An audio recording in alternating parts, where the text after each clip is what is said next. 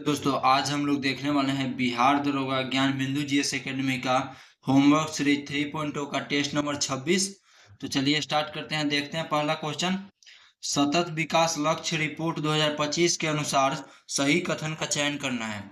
तो पहला कथन है सतत विकास लक्ष्य रिपोर्ट 2024 जून 2025 को जारी किया गया। यह बिल्कुल सही है। अगला है सतत विकास लक्ष्य रिपोर्ट 2025 में शीर्ष 3 देशों के पराक्रम इस प्रकार हैं कि डेनमार्क, स्वीडन और फिनलैंड। तो यह कथन जो है गलत हो जाएगा, क्योंकि ये उल्टा हो जाएगा। प्रथम स्थान पे फिनलैंड हो जाएगा, दूसरे स्थान पे स्वीडन हो जाएगा, तीसरे स्थान पे डेनमार्क हो जाएगा। अगला कथन है सतत विकास में भारत 67 अंकों के साथ 99वें स्थान पे है। तो यह बिल्कुल सही है। तो इसका राइट आंसर हो जाएगा ऑप्शन नंबर बी, 1 और 3 सही है। अगर सतत विकास रिपोर्ट की बात करें तो नीति आयोग द्वारा भारत में जारी किया जाता है, जिसमें टॉप पे केरल है अगर भारत की बात करें तो। अगला विश्व निवेश रिपोर्ट 2025 किस संस्था द्वारा जारी की गई। तो दूसरा का राइट आंसर हो जाएगा ऑप्शन नंबर बी, संयुक्त राष्ट्र व्यापार और विकास सम्मेलन द्वारा जारी किया गया है।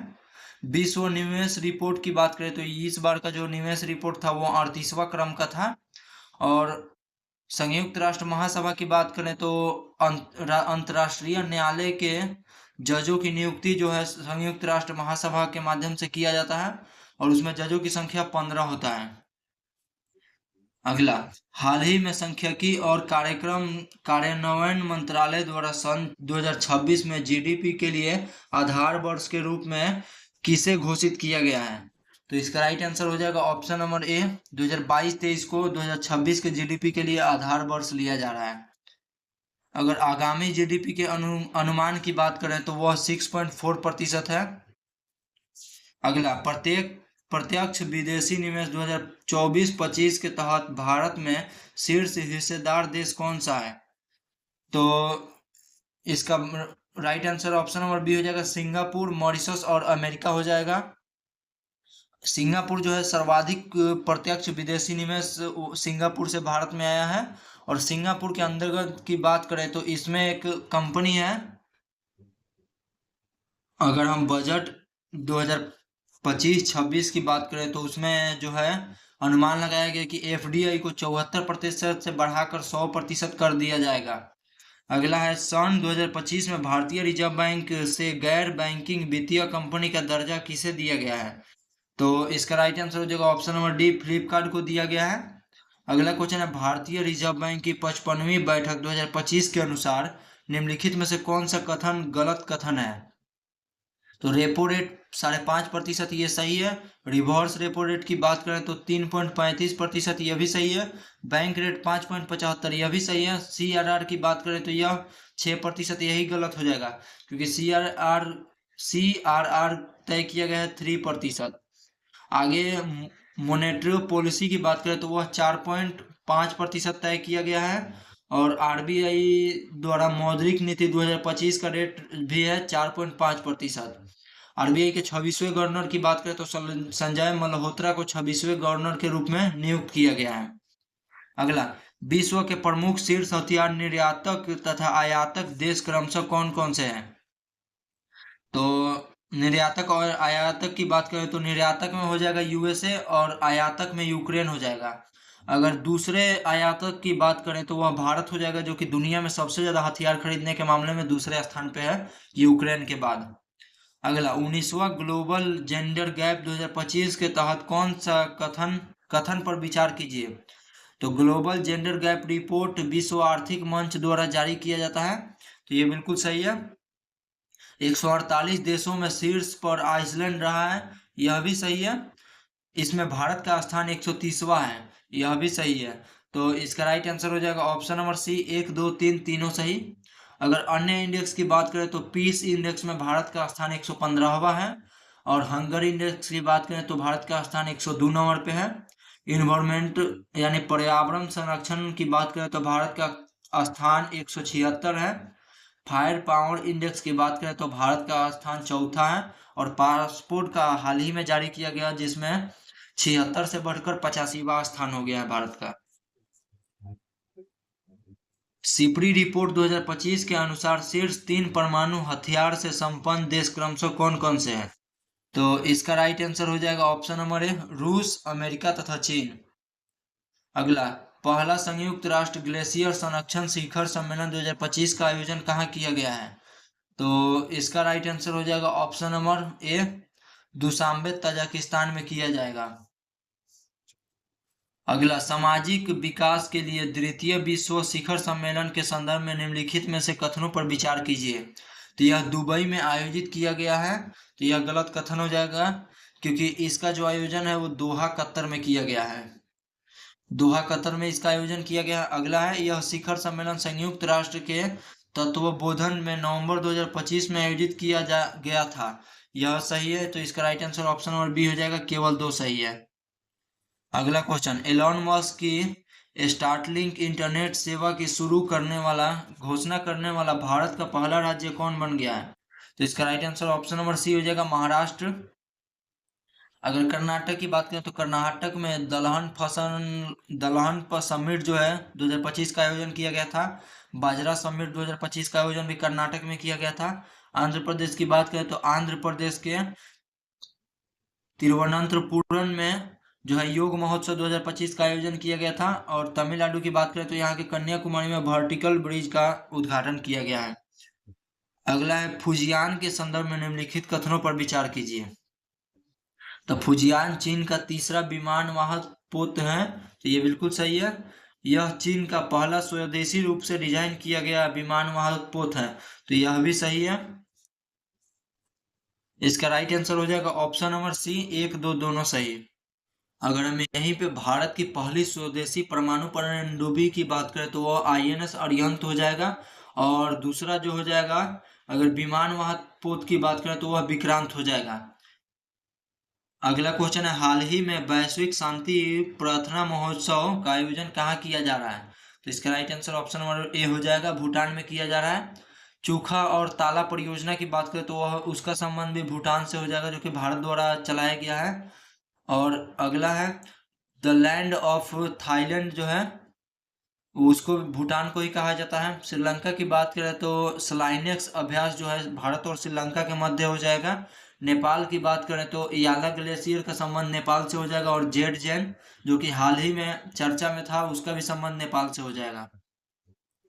अगला, प्रोजेक्ट स्कैन कैचर के संदर्भ में निम्नलिखित कथनों पर विचार कीजिए। तो यह माइक्रोसॉफ्ट की एक नई शोध परियोजना है, तो ये गलत हो जाएगा क्योंकि माइक्रोसॉफ्ट नहीं बल्कि गूगल की यह एक शोध परियोजना है नई। अगला है, इसका उद्देश्य सौर ऊर्जा चालित उपग्रह के माध्यम से अंतरिक्ष में AI चिप प्रक्षेपित करना है, तो ये बिल्कुल सही है। तो इसका right answer option number D हो जाएगा, केवल 2। अगला, नवंबर 2025 में विश्व यात्रा बाजार कहाँ आयोजित किया गया है? तो नवंबर 2025 की बात करें तो इसका आयोजन जो है लंदन में किया गया है। भारत की ओर से पर्यटन मंत्रालय ने इसमें भाग लिया है। अगला, QS एशियाई विश्वविद्यालय रैंकिंग 2026 में भारत के प्रतिनिधित्व के बारे में निम्नलिखित कथनों पर विचार करें। तो भारत में अब 294 विश्वविद्यालय सूचीबद्ध है, जो चीन के बाद दूसरे स्थान पर सर्वाधिक है। ये बिल्कुल सही है। 2016 से भारत का प्रतिनिधित्व 1125% बढ़ा है, यह भी सही है। IIT दिल्ली एशिया में 59वें स्थान पर है और इसे लगातार 5वें वर्ष सर्वश्रेष्ठ भारतीय संस्थान घोषित किया गया है, यह भी सही है। तो इसका right answer option number D हो जाएगा। IIT दिल्ली की बात करें तो यह जो एशिया में 59वें स्थान पे, और भारत में बात करें तो भारत में लगातार 5वीं बार जो है सर्वश्रेष्ठ स्थान पे है। अगला, भारतीय हॉकी के 100 वर्ष पूरे होने के उपलक्ष्य में शताब्दी समारोह किस वर्ष आयोजित किया गया था? तो इसका right answer option number B हो जाएगा, 2025 में किया गया था। भारतीय हॉकी की स्थापना की बात करें तो 1925 में इसका स्थापना किया गया था। अगर हॉकी के कैप्टन की बात करें तो मेल में इसका जो कैप्टन है हरमनप्रीत सिंह है और फीमेल में रानी रामपाल है। अगला, GSAT-7R GMS-03 उपग्रह के संबंध में निम्नलिखित कथनों पर विचार कीजिए। तो GSAT-7R भारत का अब तक का सबसे भारी संचार उपग्रह है, तो यह बिल्कुल सही है। इसे भारतीय नौसेना के अंतरिक्ष आधारित संचार को बढ़ावा देने के लिए डिजाइन किया गया है, यह भी सही है। इसे इसरो ने अपने AM-5 मिशन पर LVM-3 रॉकेट का उपयोग करके प्रक्षेपित किया था, यह भी सही है। तो इसका right answer option number D हो जाएगा। 1, 2, 3 तीनों सही। अगला, ICA world cooperative monitor 2025 ranking में कौन सी दो भारतीय सहकारी संस्थाएं शीर्ष पर रही है? तो इसका राइट आंसर हो जाएगा ऑप्शन नंबर बी, इम्फको और अमूल, जो कि भारतीय कंपनी है, यह शीर्ष स्थान पर रही है। अगला, ICC महिला वनडे विश्व कप 2025 के संदर्भ में निम्नलिखित कथनों पर विचार कीजिए। तो भारत ने फाइनल में दक्षिण अफ्रीका को 52 रनों से हराया, ये बिल्कुल सही है। अगर सेमीफाइनल की बात करें तो यहाँ पे ऑस्ट्रेलिया को हरा के गया था, सेमीफाइनल क्वालिफाई किया था। फाइनल 2 नवंबर 2025 को नई मुंबई में आयोजित किया गया था, यह भी सही है। अगला है यह भारत की पहली ICC महिला वनडे विश्व कप की किताब थी, यह भी सही है। तो इसका right answer option number D हो जाएगा। 1, 2, 3 तीनों सही है। अगला क्वेश्चन की बात करें तो तेजस LCA-MK-1A लड़ाकू विमान किस संगठन द्वारा विकसित किया गया है? तो इसका राइट आंसर हो जाएगा option number D, Hindustan aeronautics limited यानी HAL द्वारा इसको विकसित किया गया है। DRDO की बात करें तो इसका स्थापना जो है 1958 में किया गया था। इसका हेडक्वार्टर न्यू दिल्ली में स्थित है। इसरो की बात करें तो इसका स्थापना जो है 15 अगस्त 1969 को किया गया था। इसका जो हेडक्वार्टर है बेंगलुरु में स्थित है। भारत डायनामिक्स लिमिटेड की बात करें तो इसका हेडक्वार्टर बेंगलुरु में है, और हिंदुस्तान एरोनॉटिक्स लिमिटेड की बात करें तो इसका भी हेडक्वार्टर बेंगलुरु में स्थित है। अगला, स्वस्थ नारी सशक्त परिवार अभियान 2025 के संदर्भ में निम्नलिखित कथनों पर विचार करना है। तो यह 2 सितंबर से 2 अक्टूबर 2025 के बीच आयोजित किया गया है, तो यह कथन गलत हो जाएगा। स्वस्थ नारी सशक्त परिवार अभियान के तहत भारत ने 3 गिनीज वर्ल्ड रिकॉर्ड खिताब हासिल किए हैं, तो यह सही है। तो इसका right answer option number B हो जाएगा, केवल 2। अगला, सभी बंदरगाहों को डेटा संचालित AI सक्षम और परस्पर कनेक्टेड बनाने के लिए हाल ही में निम्नलिखित में से कौन सा फ्रेमवर्क लॉन्च किया गया है? तो 24 का जो राइट आंसर हो जाएगा ऑप्शन नंबर ए हो जाएगा, DG बंदर लॉन्च किया गया है। अगला, विश्व पूर्व एशिया शिखर सम्मेलन के संदर्भ में निम्नलिखित कथनों पर विचार करना है। तो यह बैंकॉक में आयोजित किया गया था, तो यह कथन गलत हो जाएगा। विदेशी मंत्री डॉक्टर एस जयशंकर ने शिखर सम्मेलन में भारत का प्रतिनिधित्व किया था, यह सही है। तो इसका right answer option number B हो जाएगा, केवल 2।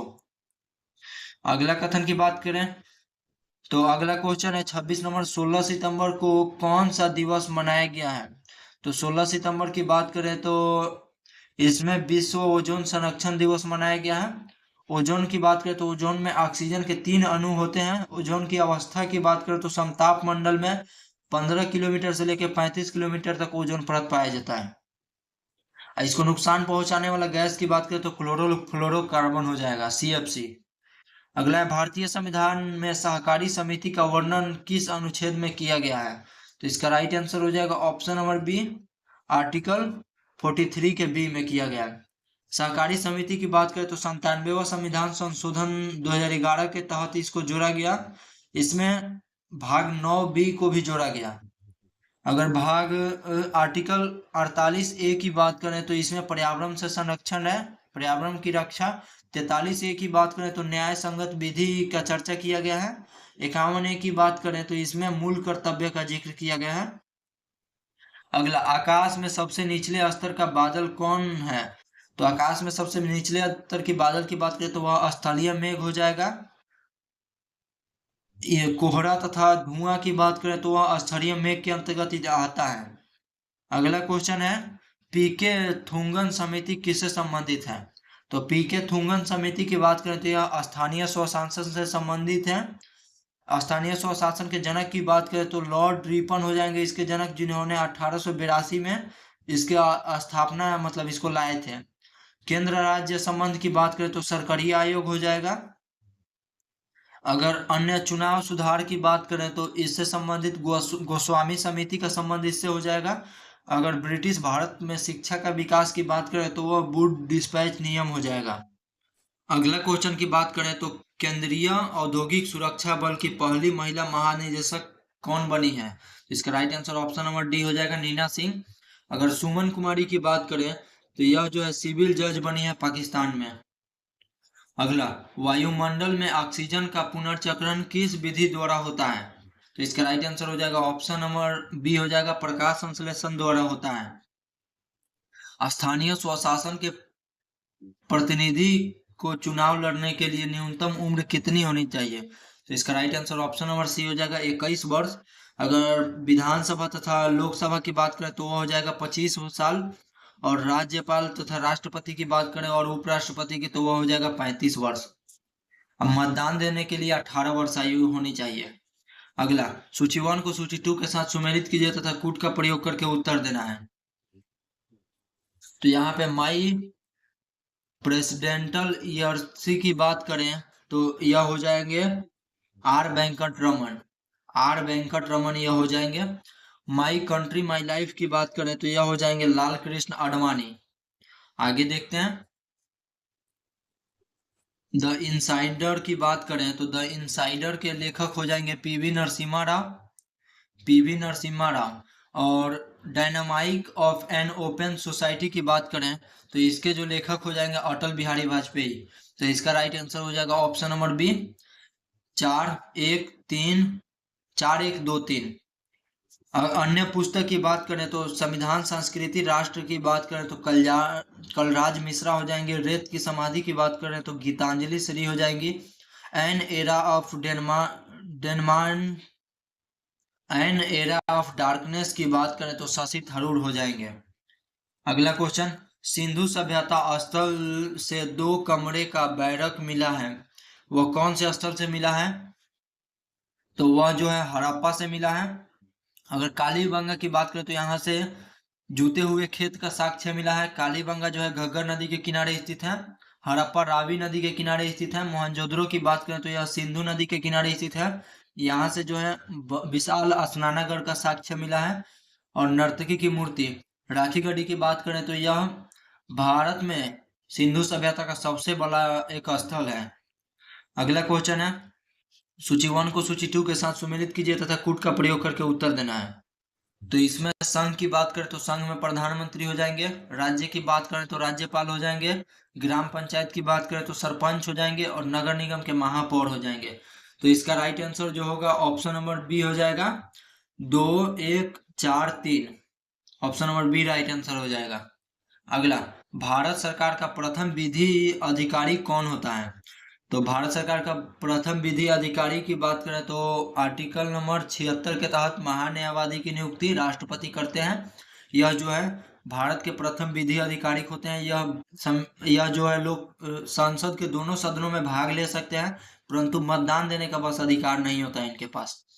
पोर्ट लुइस किस देश की राजधानी है? तो पोर्ट लुइस की बात करें तो यह मॉरिशस की राजधानी है। अगला, कौन सा ग्रंथ तमिल व्याकरण है?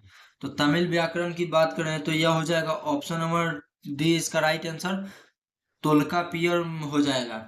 अगर यह जो है तमिल राज्य के तरफ इसको जो है सर्वश्रेष्ठ पुस्तक माना जाता है। इसमें विवाह कार्यक्रम के बारे में वर्णन किया गया है। अगला, वाकाटक राजवंश के बाद किस राजवंश ने दक्षिण भारत पर शासन किया? तो 39 का राइट आंसर हो जाएगा ऑप्शन नंबर डी, चालुक्य ने किया। अशोक के टोपरा अभिलेख किसने सर्वप्रथम खोजा था? तो टोपरा अभिलेख की बात करें तो फिरोज शाह तुगलक ने खोजा था। और टोपरा और मेरठ अभिलेख, दोनों अभिलेख की बात करें तो फिरोज शाह तुगलक ने उन्हें दिल्ली लाया था उठा के। अगला, सर्वप्रथम कृषि का साक्ष्य किस स्थान से प्राप्त हुआ है? तो 41 का राइट आंसर हो जाएगा ऑप्शन नंबर बी हो जाएगा, मेहरगढ़ से प्राप्त हुआ है। Option number B. अगर कालीबंगा की बात करें तो यहाँ पे जूते हुए खेते का साक्ष्य मिला है। अगला, रिहाल पुस्तक किसने लिखा है? तो रिहाल पुस्तक की बात करें तो इब्न बतूता ने लिखा है। यह मोहम्मद बिन तुगलक के शासन काल में भारत आया था। अगर यहाँ पे बेबीलोन की बात करें तो सिकंदर का जो मृत्यु था वो बेबीलोन में ही हुआ है। अगला, निम्नलिखित स्वतंत्रता संघर्ष के घटनाओं पर विचार कीजिए तथा घटित वर्ष क्रम के आधार पर व्यवस्थित करना है। तो क्रिप्स मिशन की बात करें तो यह 1942 हो जाएगा। भारत छोड़ो आंदोलन की बात करें तो यह भी 1942 हो जाएगा।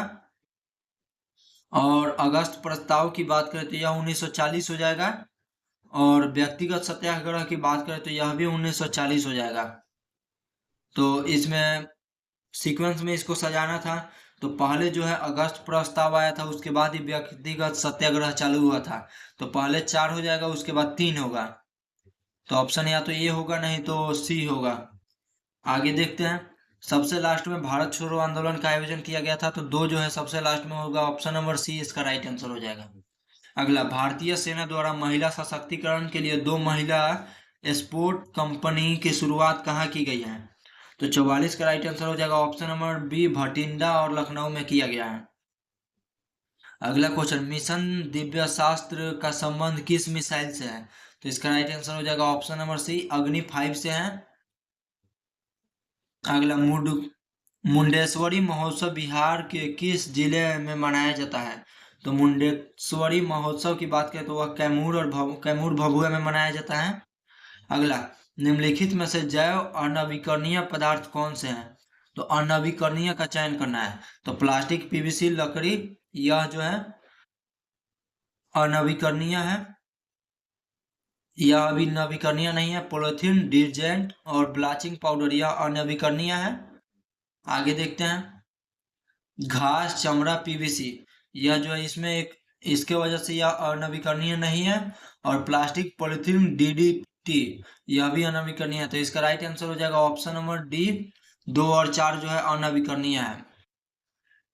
किसी लोकतंत्र प्रणाली में संसद कार्यपालिका से क्या अभिप्राय रखता है? तो 48 का जो राइट आंसर हो जाएगा ऑप्शन नंबर डी हो जाएगा। ऐसी कार्यपालिका जो संसद के बहुमत के समर्थन पर निर्भर हो। अगला है, सूची 1 को सूची 2 के साथ सुमेलित करना है तथा कूट का प्रयोग करके उत्तर देना है। तो प्रतिरोधी की बात करें तो यह हो जाएगा कटा फटा और घाव को साफ करने में यह कार्य करता है। अगर प्रतिजैविक की बात करें तो जीवाणुओं के विकास को रोकता है। रोगाणुनाशक की बात करें तो यह हो जाएगा नाला, नल आदि साफ करने के लिए। और पीराहारी की बात करें तो दर्द निवारक दवा के रूप में यह कार्य करता है। तो इसका right answer option number D हो जाएगा। 3, 4, 2, 1। आगे देखते हैं। निम्नलिखित में से दक्षिण एशियाई क्षेत्रों के सहयोग संगठन का वर्तमान सदस्य कौन सा देश है? कूट का सहायता से इसको उत्तर देना है। तो इसमें जो दक्षिण एशियाई की बात कर रहे हैं तो यानी यह सार्क की बात कर रहा है। तो सार्क में जो है म्यांमार नहीं है, बाकी भारत, बांग्लादेश, भूटान, मालदीव है। सार्क की स्थापना की बात करें तो 1985 में किया गया था। और हेडक्वार्टर की बात करें तो काठमांडू में स्थित है। इसका right answer option number D हो जाएगा। 1, 2, 3, 4 इसमें है। निम्नलिखित में से कौन आधात्विक खनिज है? तो आधात्विक खनिज की बात करें तो माइका हो जाएगा आधात्विक खनिज। इसका सबसे बड़ा उत्पादक राज्य की बात करें तो वह आंध्र प्रदेश हो जाएगा भारत में। अगला, भारत का सबसे लंबा केबल आधारित सेतु कौन सी है? तो 52 का राइट आंसर हो जाएगा। केबल आधारित सेतु की बात कर रहा है तो ऑप्शन नंबर बी इसका राइट आंसर हो जाएगा। अटल केबल सेतु हो जाएगा। अगर आंजी खाड़ सेतु की बात करें तो यह जम्मू कश्मीर में स्थित है। सुदर्शन सेतु की बात करें तो यह जो है गुजरात में स्थित है। अगला, निम्नलिखित कथनों को ध्यानपूर्वक अध्ययन कीजिए तथा कूट का प्रयोग करके सत्य कथन का चयन करना है। तो उत्तरी ध्रुव बिंदु के चारों ओर क्रमबद्ध भूमिखंड है। तो यह जो है कथन गलत हो जाएगा क्योंकि भूमिखंड नहीं है। उत्तरी ध्रुव बिंदु जल में अवस्थित है, ये बिल्कुल सही है। दक्षिण ध्रुव बिंदु स्थल खंड पर अवस्थित है और इसे चारों ओर जल का फैलाव है, ये बिल्कुल सही है। इसीलिए तो दक्षिणी को जो है आइसलैंड माना जाता है। तो इसका राइट आंसर हो जाएगा ऑप्शन नंबर बी हो जाएगा। 2 और 3 सही है। अगला, रिंग ऑफ फायर से क्या अभिप्राय है? तो 54 का जो राइट आंसर हो जाएगा ऑप्शन नंबर ए प्रशांत महासागर के चारों ओर ज्वालामुखी का एक श्रृंखला है जिसे रिंग ऑफ फायर के नाम से जाना जाता है। सबसे पुराना परमाणु विद्युत गृह कौन सा है? तो इसका right answer option number C हो जाएगा तारापुर, महाराष्ट्र। जिसका स्थापना जो है 1972 में किया गया था। सिंधु घाटी सभ्यता के संबंधित निम्नलिखित कथनों पर विचार कीजिए। तो जल निकासी की व्यवस्था थी लेकिन वह अनियोजित थी, तो यह गलत हो जाएगा, क्योंकि जल निकासी की जो व्यवस्था थी वह नियोजित थी। सड़क बनाने की ग्रिड पद्धति अपनाई नहीं जाती थी, यह भी गलत हो जाएगा, क्योंकि वो उसमें साफ साफ लिखा हुआ है ग्रिड पद्धति द्वारा सड़क का निर्माण किया जाता है। सभ्यता ने नगरीय जीवन प्रारंभ हुआ था, यह बिल्कुल सही है। नगर दो भागों में विभाजित थी, पहले गढ़ ऊंचाई पर, दूसरी गढ़ निचाई पर, यह भी सही है। इसके साथ एकमात्र धौलावीरा है जिसमें 3 भागों में बांटा गया था। तो इसका राइट आंसर की बात करें तो ऑप्शन नंबर सी हो जाएगा, केवल 3 और 4। अगला क्वेश्चन, सूची 1 को सूची 2 के साथ सुमेलित करना है तथा कूट का प्रयोग करके उत्तर देना है। तो पहला हो जाएगा सेरिबेलम की बात करें तो यह हो जाएगा चलने खड़े होने के लिए संतुलित और अन्य कार्यों का नियंत्रण करता है। हाइपोथैलेमस की बात करें तो यह हो जाएगा शरीर का तापमान, भावनाओं, भूख, नींद का नियंत्रण करता है। सेरिब्रम की बात करें तो यह बुद्धि, चेतन, स्पर्श, दृष्टि एवं स्मृति का नियंत्रण करता है। मेडुला ऑब्लांका की बात करें तो उल्टी का नियमन केंद्र करता है, यानी अनैच्छिक क्रियाओं का नियंत्रित करता है। इसका right answer option number B हो जाएगा।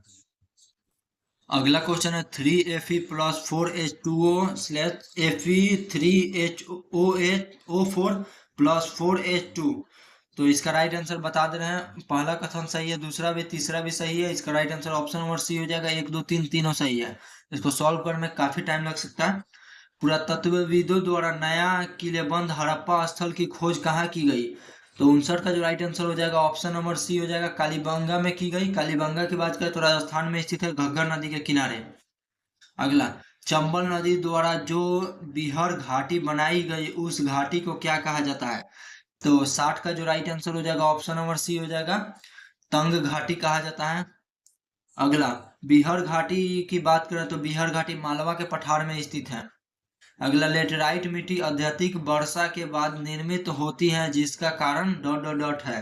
तो इसका कारण जो है निछालन जो है, इसका कारण अपरदन की बात करें तो अपरदन एक स्थान से दूसरे स्थान पर मिट्टी का जाना को अपरदन कहा जाता है। कपास की खेती के लिए प्रयुक्त मिट्टी के संबंध में निम्नलिखित कथनों पर विचार कीजिए। तो पहला कथन है, यह काफी समय तक नमी बनाए रखती है, ये बिल्कुल सही है। यह मिट्टी जलयोजित रहती है जो पीली हो जाती है, गलत है, क्योंकि पीली नहीं बल्कि काली हो जाती है। अगला है, यह कंकड़ और चूना पत्थर से भरपूर होती हैं, यह भी गलत है। यह दोमट मिट्टी होती है, गलत हो जाएगा क्योंकि काली मिट्टी होती है। इसका right answer option number A हो जाएगा, केवल 1। अगला क्वेश्चन है, निम्नलिखित में से बागानी फसल के अंतर्गत कौन सा फसल सम्मिलित है? तो बागानी के अंतर्गत की बात करें तो चाय का फसल यह बागानी के अंतर्गत आता है, कॉफी का फसल भी बागानी के अंतर्गत आता है, रबर की फसल की बात करें तो यह भी बागानी के अंतर्गत आता है, लेकिन दाल की फसल जो है यह खाद्यान्न फसल के अंतर्गत आता है। तो इसका राइट आंसर हो जाएगा ऑप्शन नंबर सी हो जाएगा, 1 2 और 4। अगला, जलोढ़ मिट्टी से संबंधित निम्नलिखित कथन पर विचार कीजिए। भारत के कुल भूभाग का लगभग 40% हिस्से पर जलोढ़ मिट्टी का विस्तार है, यह कथन जो है सही है। जलोढ़ मिट्टी का निर्माण नदियों द्वारा बहाव लाए गए निक्षेपणों द्वारा होता है, यह भी सही है। तो इसका right answer option number C हो जाएगा, 1 2 दोनों सही। अगला, निम्नलिखित में से मानव शरीर में वायु के अभिगमन का कौन सा सही क्रम है? तो वायु के अभिगमन का सही क्रम की बात करें तो इसका राइट आंसर हो जाएगा ऑप्शन नंबर बी, पहले नाक की नली, उसके बाद ग्रसनी, उसके बाद स्वरयंत्र, फिर ट्रैकिया, फिर श्वसन नलिकाएं, फिर फेफड़ा में जाके शुद्ध होता है। अगला, क्षुतृष्ण के लिए आमाशय में जो रस स्रावित होता है उसकी आवृत्ति कैसी होती है? तो 66 का राइट आंसर हो जाएगा, उसकी आवृत्ति अम्लीय होती है। इसका उदाहरण है HCl अम्ल। धन निकासी का सिद्धांत किसके द्वारा दिया गया है? तो दादा भाई नौरोजी के द्वारा दिया गया है। यह जो निकासी का सिद्धांत है 1868 में दिया गया था। उस समय प्रति व्यक्ति आय दादा भाई नौरोजी द्वारा 20 रुपए प्रति व्यक्ति आय का आकलन किया गया था। यह जो है इनके पुस्तक poverty and un British rule in India में लिखा हुआ है। अगला, बाघ की प्रजाति के संरक्षण के लिए क्या कदम उठाए जाने चाहिए? तो 68 का जो आम जनता को जंगल में प्रवेश की अनुमति नहीं देनी चाहिए, बिल्कुल सही है। वन्य जीव अभयारण्य को राष्ट्रीय उद्यान में परिवर्तित कर देना चाहिए, अभी सही है। आरक्षित वन्य और आरक्षित वन और संरक्षित वन को अलग अलग कर देना चाहिए, अभी सही है। एक वन्य जीव अभयारण्य की स्थापना करना चाहिए, अभी सही है। तो इसका right answer option number D हो जाएगा, सभी सही है। पर्वत चोटी केटू की ऊंचाई कितनी है? तो केटू की बात करें तो यह भारत का सबसे ऊंचा चोटी है, भारत के। ऑप्शन नंबर सी इसका राइट आंसर हो जाएगा, 8611 मीटर इसकी ऊंचाई है। यह जो है काराकोरम पर्वत श्रेणी में काराकोरम का सबसे ऊंचा चोटी है। और भारत में सबसे ऊंची चोटी की बात करें तो वह कंचनजंगा हो जाएगा, जो कि सिलीगुड़ी सिक्किम में स्थित है। सेंट्रल हिंदू कॉलेज 1898 ईस्वी में बनारस में किसके द्वारा स्थापित किया गया था? तो इसका राइट आंसर हो जाएगा option number A, Annie Besant द्वारा स्थापित किया गया था। अगला क्वेश्चन है, विषम का चयन करना है। तो यह विषम में हो जाएगा कोयला, लकड़ी और रसोई गैस, यह सभी भोजन पकाने का एक स्रोत है। और मसाल यह कथन अलग हो जाएगा।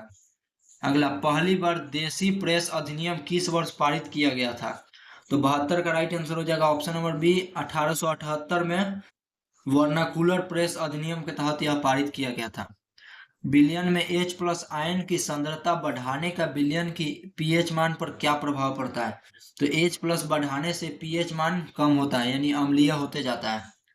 अगला, हिंदी को राजभाषा बनाने के लिए जो संविधान सभा में लंबा वाद विवाद हुआ, इसके बाद हिंदी को राजभाषा स्वीकारा गया, इसके संबंध में निम्नलिखित कथनों पर कौन सा कथन सत्य है? तो मुंशी आयंगर फार्मूला ने हिंदी भाषा को राज्य भाषा की लिपि देवनागरी की सिफारिश की, तो यह बिल्कुल सही है।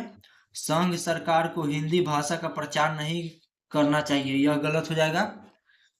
भारत की बाध्यता है कि वह हिंदी भाषा को राज्य भाषा का दर्जा नहीं दे सकता है, यह भी गलत है। बाध्यता कोई नहीं है, वो मन हो तो दे भी सकता है।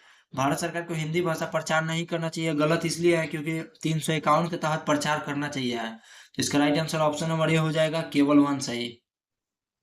लास्ट क्वेश्चन देखते हैं, लोकतंत्र में सत्ता की साझेदारी क्यों आवश्यक है? तो कथन की बात करें तो इससे समाज के सभी वर्गों के लोगों का हिस्सा सरकार में होती है एवं लोकतंत्र मजबूत होता है, यह बिल्कुल सही है। समाज में शांति और भाईचारा बनाए रखने के लिए एवं इसे सामाजिक संघर्ष नहीं होता है, यह भी सही है। तो लेकिन ए आर का सही व्याख्या नहीं कर रहा है, तो इसी वजह से ऑप्शन नंबर सी हो जाएगा। कथन 1 और कथन 2 दोनों सही है। तो मिलते हैं लोग अगले सेट में, तब तक के लिए जय हिंद।